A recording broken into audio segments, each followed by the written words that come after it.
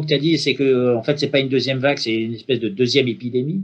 Ça se présente comment? En fait, on entend un peu tout et n'importe quoi avec les chiffres. Comment les soignants appréhendent, on va dire, la situation actuelle et la vivent? Je peux pas parler pour tous les soignants, je peux juste parler pour moi, parce que dans les soignants, il y a des gens qui ont peur, il y a des gens qui ont été traumatisés, il y a des gens qui, comme moi, sont pragmatiques, en fait, courageux, et je me jette pas de fleurs, mais en gros, moi, j'ai pas peur, en fait, du SARS-CoV-2. J'ai plutôt peur du déferlement totalitaire. Et donc, cette deuxième vague, donc deuxième épidémie, on va dire, pour avoir des mots clairs, il y a d'abord, effectivement, et ça, il y en a beaucoup qui l'ont dit et qui ont été traités de rassuristes, il y a une épidémie de tests positifs. Ça, c'est la première chose. Et ça, faut bien expliquer au grand public. Avoir un test positif, ça n'est pas être malade du Covid-19. C'est pas la même chose. L'immense majorité des gens qui ont un test positif sont asymptomatiques ou bénins. Plus de 97% des gens.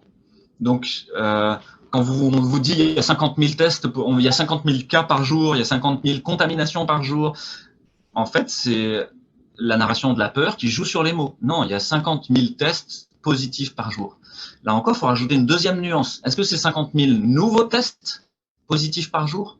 Parce qu'il y a des gens qui sont déjà positifs et qu'on reteste et qui sont encore positifs. Donc là, il faut bien entendre le mot nouvellement positif. Sinon, ça veut rien dire. Parce que nous, par exemple, les gens qui sont positifs, on va les retester tous les 3-4 jours pour savoir s'ils sont toujours positifs. Mais c'est pas des nouvelles choses. C'est des gens dont on sait déjà qu'ils sont positifs. Pareil, il y a des gens qui viennent 2-3 fois dans la semaine dans la queue de l'IHU pour se refaire tester parce qu'ils ont peur, ou parce qu'ils vont à un mariage ce week-end, ou parce que ils partent en vacances.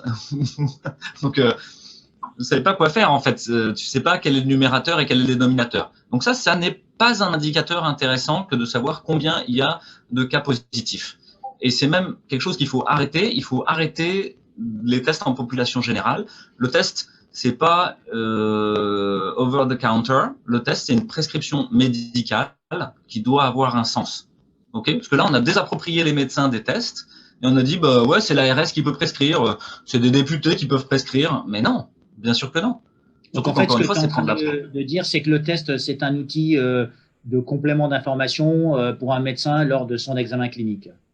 Ouais, l'examen clinique et l'anamnèse. Ça, on y reviendra tout à l'heure peut-être, mais nous, on établit une histoire et des symptômes en interrogeant les gens, et on a une probabilité pré-test d'avoir telle ou telle maladie. C'est-à-dire avant d'avoir fait aucun test, est-ce que c'est plutôt un infarctus, plutôt une embolie pulmonaire, plutôt autre chose? En fait, tu vas avoir déjà une bonne idée. Tu vas pouvoir. Je te donne un autre exemple qui va peut-être faire sourire les auditeurs. C'est tu prends. Quelle est l'origine du virus? C'est plutôt une chauve-souris qui a chié sur un pangolin dans un marché, ou c'est plutôt il y a un P4 à Wuhan qui fait de la recherche gain of function sur les coronaviridés. Tu vois? Quelle est ta probabilité pré-test? Bah, je peux te dire qu'elle est forte, elle est sérieusement en faveur de la deuxième option. Donc voilà, donc on établit une probabilité pré-test de notre anamnèse, c'est-à-dire l'interrogatoire, l'histoire du patient et ses symptômes et les signes qu'on détecte, et puis on essaye de valider cette hypothèse par un test. Si tu fais un test comme ça complètement... Juste une probabilité pré-test, c'est une probabilité qui est définie a priori. Avant... Exactement. Et le test, lui, va corriger cette probabilité.